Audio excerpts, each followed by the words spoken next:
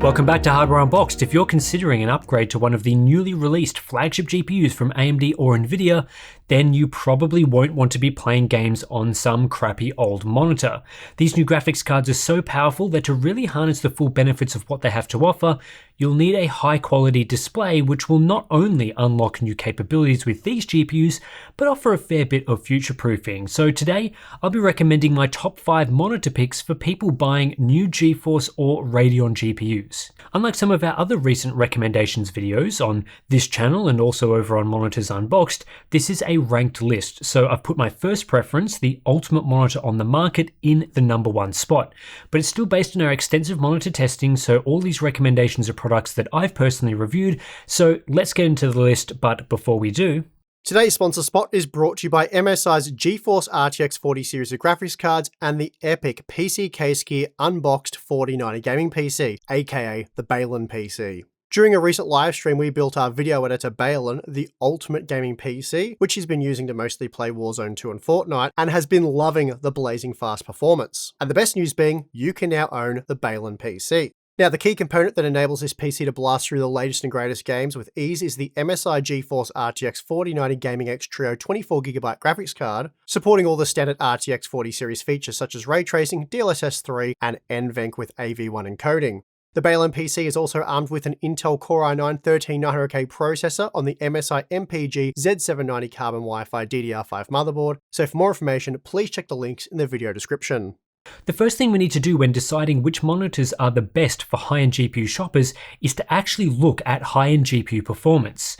We have detailed reviews on the channel going over the GeForce RTX 4090 and RTX 4080, as well as the Radeon RX 7900 XTX and RX 7900 XT. So for more extensive thoughts, I'd recommend checking those out if you haven't already.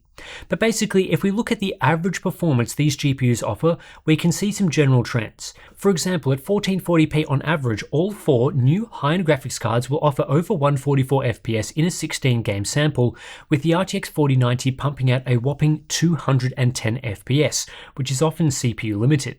Standard 1440p 144 to 165Hz monitors are really getting maxed out with these new products, which makes newer displays more attractive when buying in this sort of class.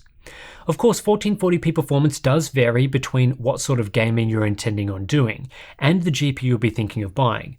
But today's competitive titles such as Call of Duty Modern Warfare 2 and Tom Clancy's Rainbow Six Extraction, plus countless others, can easily be ran well in excess of 200 FPS at 1440p on these new GPUs using suitable quality settings, which makes high refresh rate gaming a reality not just at 1080p but 1440p as well. If you're more of a single-player gamer that prefers visuals, then naturally frame rates will typically be lower, but even then, very respectable frame rates are still achievable. Cyberpunk 2077 hits over 150 FPS at 1440p using high-quality settings on an RTX 4090 without any upscaling tech used. Dying Light 2 is also capable of 150 FPS or more on most of these GPUs, same with Assassin's Creed Valhalla, which averages 180 FPS using very high-quality settings at 1440p on an RX 7900 XTX. Now, some people will say, do you really need 180 FPS while playing single player titles? Do you need a monitor that will support that sort of frame rate? Now, some people will say no, but in my opinion, you do get low input latency, increased smoothness, and better motion clarity, which all do improve the single player experience. And if you're buying a high-end GPU, well, you may as well get some of those benefits. Ray tracing does change this to some degree, though with DLSS, you're still looking at over 100 FPS in many titles using an RTX 40 series GPU. As for 4K gaming, well, these new GPUs are a bit of a beast for that. The RTX 4090 averages 142 FPS at 4K across our 16-game sample, while the RX 7900 XTX and RTX 4080 both hit around 110 FPS on average. Those are big numbers for 4K gaming, showing that this generation is well and truly capable of using the high refresh rate capabilities of modern 4K monitors. games. In fact, the performance on offer here is rather crazy for 4K competitive gaming, often delivering over 150 FPS on average. And while I'd probably stick to 1440p over 4K for that sort of gameplay, people that like to dabble in all sorts of games will be very pleased with performance even if you choose to go 4K. And of course, there are many single player titles that can comfortably exceed 60 FPS on a new GPU, with the 4090 in particular offering a consistent high refresh experience.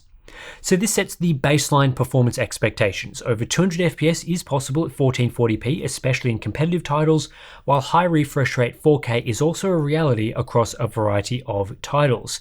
So what monitors pair best with that sort of processing power? Here's my recommendations. Coming in at 5th spot is the Gigabyte M28U, which is a 28-inch 4K 144Hz IPS gaming monitor that offers a really solid experience across several areas to performance. It's not the highest end monitor by today's standards, as it doesn't deliver any meaningful HDR, but if you're thinking of upgrading to a new GPU to access 4K gaming for the first time, then this is a great starting point, and it offers a suitably high refresh rate to handle what new GPUs are capable of. The M28U has very good response time performance with an average transition in our testing of 4 milliseconds at 144Hz. It also has very good performance across the refresh range, so for those using adaptive sync variable refresh rates, you don't need to tweak the overdrive settings to get the best experience. This IPS monitor delivers speed in the ideal range for the latest generation of IPS panels, so there's no funny business going on here for motion performance, and this is complemented with great backlight strobing that works alongside adaptive sync. We also get HDMI 2.1 support, which is essential when buying a new 4K monitor, and it offers reasonable, though not ideal, compatibility with game consoles if you also have them. What Gigabyte offers for color quality is also very strong thanks to it being an IPS panel, so viewing angles are excellent and it does pack a wide color gamut, though not as wide as the best monitors of today. Factory calibration is above average, there's a very good sRGB mode for everyday use, and contrast is typical for an IPS panel. No major issues there. To top it all off, Gigabyte include a KVM switch and a height adjustable stand, which are both neat feature additions. While I would recommend the M28U for most people after a good, affordable 4K gaming monitor of this size, the reason why it doesn't feature higher in this list is due to its lacking HDR hardware. This display has terrible HDR performance, but to get true HDR in a product with similar specs, you'll have to fork out several $100s more. There are some gamers that aren't that interested in HDR though, in which case the M28U is a great buy. The M28U is available pretty consistently for $530 US these days, which is a great price and makes it usually the cheapest 28-inch monitor that uses this Innolux panel. There are a few similar products out there, such as the MSI MAG281 URF and Samsung Odyssey G7 S28, but as they are often more expensive, I'd just get the M28U if I was after this sort of display. In 4th spot, I have the Gigabyte M27QX. This is the cheapest monitor in this recommendation video, but it's also such a compelling option if you need a new display for high-end 1440p gaming. The M27QX offers a 240Hz refresh rate, 27-inch panel size, and IPS technology at a very low price point of just $420 US, making it an excellent bang-for-buck option to pair with new GPUs that can consistently deliver over 200 FPS at this resolution. The M27QX isn't the overall best 240Hz monitor that I've tested. That accolade would go to the Asus ROG Swift PG279QM, but the Asus option costs $750 US, while the Gigabyte monitor costs just $420.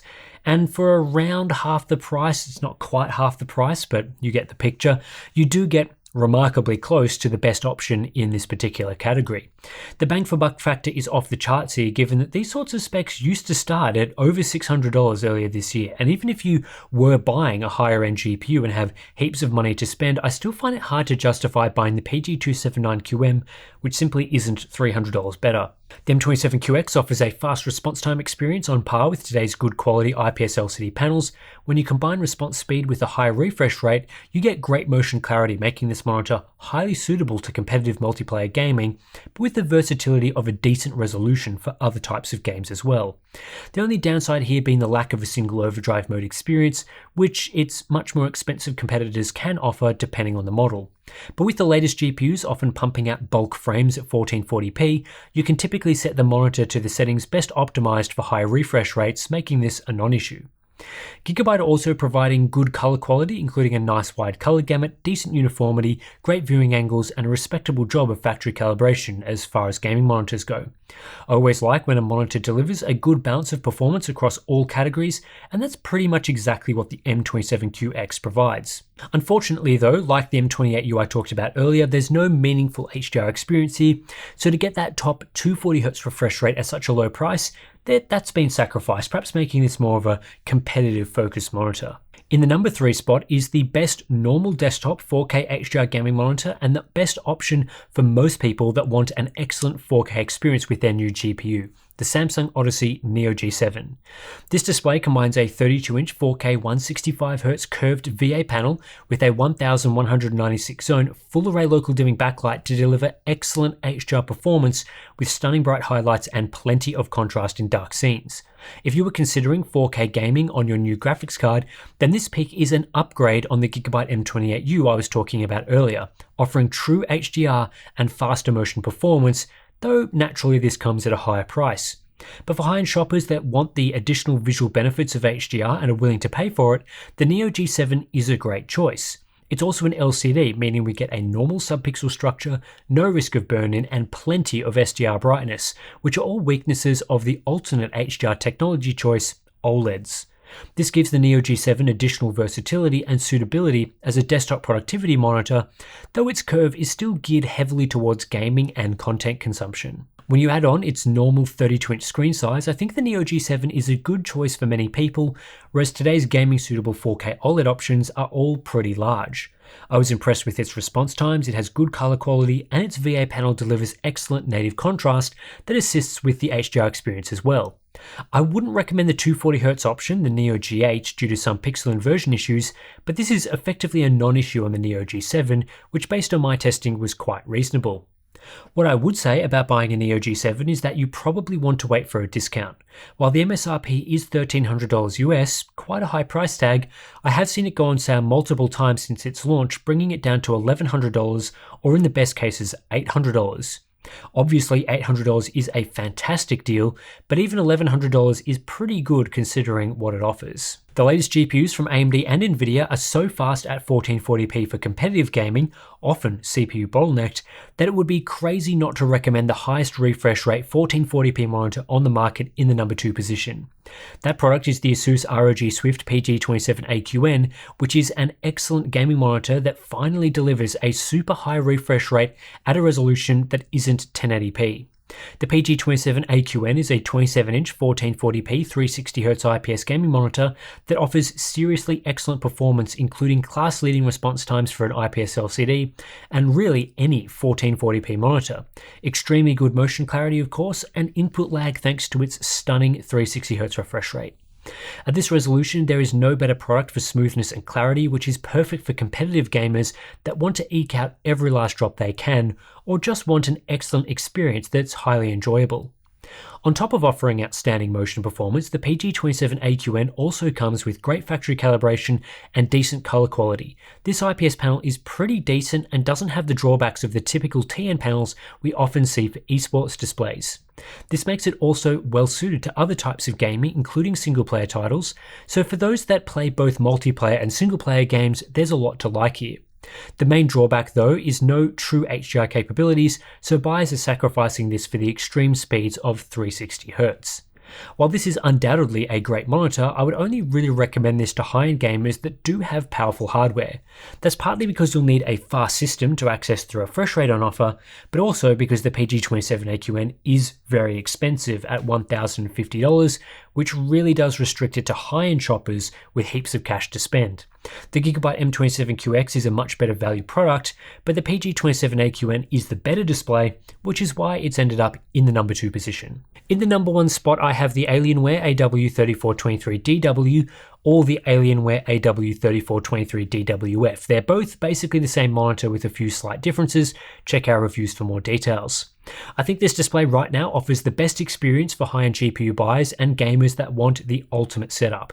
Excellent HDR, elite response times, decent resolution, immersive ultra-wide format, and a refresh rate suitable for today's flagship graphics cards. This monitor is a little more suited to gamers that want the best single player experience and best graphics extravaganzas, as opposed to my number 2 pick in the PG27AQN, but really you can have a great multiplayer experience on an OLED as well. The 3440 by 1440 resolution is a bit more taxing than regular 1440p, so performance typically sits in between 1440p and 4K, but even 4K runs well on RTX 40 and RX 7000 series GPUs, so that won't be much of an issue. The big selling point to this Alienware display is its use of QD OLED technology. This means that we get proper, true HDR performance thanks to OLED's self-lit pixel structure and resulting deep zero-level blacks. This QD OLED panel can hit up to 1000 nits of brightness for small elements and just looks great displaying HDR content. Combined with its extremely fast response times thanks to the inherent nature of OLED technology and its fast 175Hz refresh rate, or 165Hz if you get the DWF variant, there is no better monitor on the entire market for HDR gaming right now. The motion performance here is insane and rivals many 240Hz LCDs for clarity. Of course, aside from HDR gaming, it's also a very capable SDR gaming monitor as well, and despite featuring OLED tech, it doesn't have some of the drawbacks we've seen from other OLED displays. In particular, full screen brightness of 240 nits is usable in most rooms, though not amazing, and there's no annoying features like automatic brightness limiters enabled when using the SDR mode. Dell also mitigates the anxiety over OLED's tendency to burn in with a 3-year burn-in warranty. However, there are some drawbacks which do restrict the capabilities of the AW3423DW to content consumption. The triangle RGB pixel structure is not great for text clarity, there's a risk of burn-in, and the screen coding isn't ideal.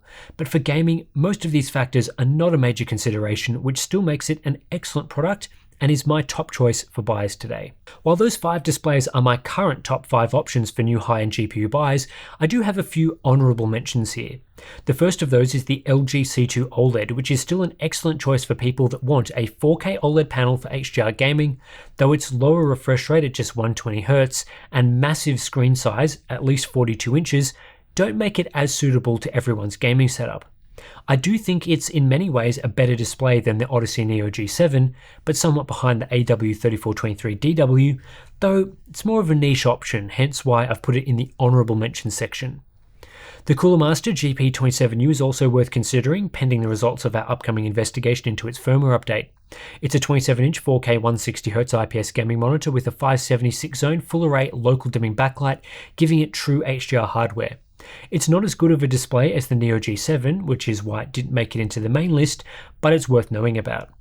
And finally, I'd also recommend waiting in some cases for the upcoming LG 27GR95QE, which is a 27-inch 1440p 240Hz OLED monitor that will soon become available. For those after a high refresh rate, 1440p experience and HDR in the same panel with all the benefits of HDR, as it's of course a true HDR product, this is one to look out for. Anyway, that's it for this monitor recommendation video, focusing primarily on the high end of the market at the moment. If you do want to support our independent testing and all the reviews that we create throughout the year, please do head over to Monitors Unboxed and subscribe, watch some of the content over there, as that's where a lot of our monitor stuff is going at the moment. We also have, of course, our Patreon and Float Plan accounts. Links to those are in the description below if you want to gain access to some additional benefits like our monthly live streams, our Discord community, behind the scenes videos, and all sorts of other good stuff. So thanks for watching, and I'll catch you in the next one.